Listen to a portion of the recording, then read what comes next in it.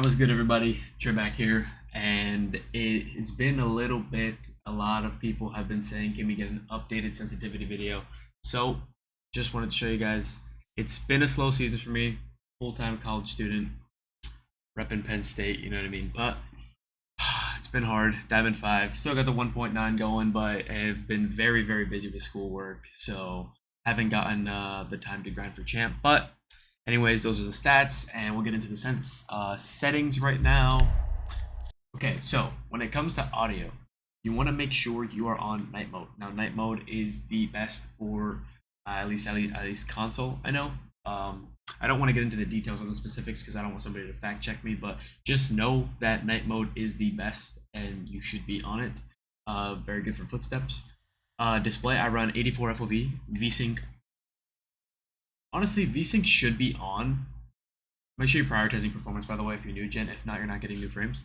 But VSync should be on technically, but I have it off, and it doesn't really matter. I also like my HUD display a little bit smaller. As for my settings, hey, in the comments, can you guys debate vibration on or off? That's ridiculous. I don't know how some people play with vibration disabled. You are weird. You need vibration on. If I don't have vibration on, I physically can't play. I cannot function. So put vibration on. I promise it'll change your life. But advanced on drone deployment and gadget deployment. That way you're not stopping in your tracks whenever you're using something. I'm deploying a drone. Classic controller rotation always. I don't like the updated because it's not universal. It speeds up as you go. As for the vertical, 40, horizontal 70, 5-6 dead zones.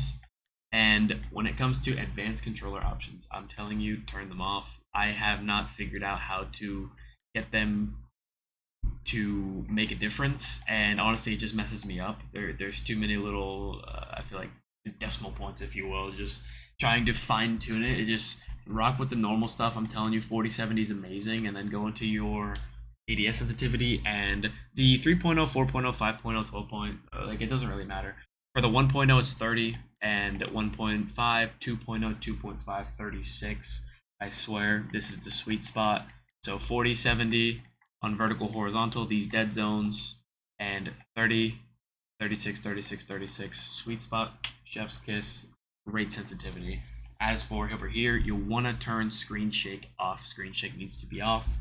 I don't know why you would play with it on. I know some people say maybe if you have it on, it helps with recoil control, but it's really clunky, and it gets in the way of some things, like especially in a clutch situation. If there's an explosion happening, your screen is just shaking and you don't see what you're shooting at. So optic color, I love the white optic color with 100% opacity. That's just my personal preference, but you do whatever you'd like. So that's basically a wrap for the settings in Siege. Now I'm going to go over my Elite controller settings. So 1 second.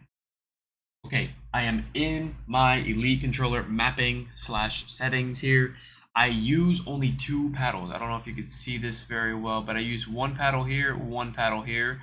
This is my preference because this one is crouch for my right middle finger, and this one is my primary gadget, so I don't have to take my hands off of the analogs in order to do either of those things. I just find it very useful, especially the crouch. You don't have to do primary gadget here, but crouch on the bottom, on the right side paddle, bottom left, absolutely amazing. It's gonna take a lot of getting used to. When I first switched to Elite controller, I swear I was gonna have to return it. Please don't. Keep trying, keep going. It will pan out for you. It's going to change the way you play Siege, and it will drastically improve your performance if you put the time into getting good with it. You just have to map your brain. It's like learning mouse and keyboard for the first time for any PC players out there as well. You just have to learn that that's your crouch instead of B. So you're going to do some proning on accident. You're going to hold it on accident. Trust me, completely normal. You'll get used to it. Now, my left stick and right stick are both on default curve. Now, I used to run, if you don't want default curve and that's not working for you, I would go delayed. Now, delayed is a very good stick because it helps with recoil control. Don't do it on your left stick, leave that default, but if you want delayed, do it on your right stick, go into a T-hunt. I promise you your recoil control will be absolutely absurd for some odd reason, but your stick movements will be delayed. your stick movements from left and right and up and down. So like say you look up, it's gonna take a little bit to look up. So that's why I kind of got off of it because I didn't have full control of what I was doing. Recoil was amazing. I needed to be in complete control of my movements. And movement is Siege is a very movement based game. You need good movement. Now I'm not saying you can't compete. It's just I started getting frustrated with the little minute movements that were delayed. Um, this is 100 and 100. I've never messed with any of this stuff. So I do have pink as my home button because fire. And I know there's some people that will talk about my stick tension. Like when you take off your analogs, these little things here. I did not mess with those. They are completely at the lowest level. They are at the fastest setting they could possibly be. So don't use that little screwdriver.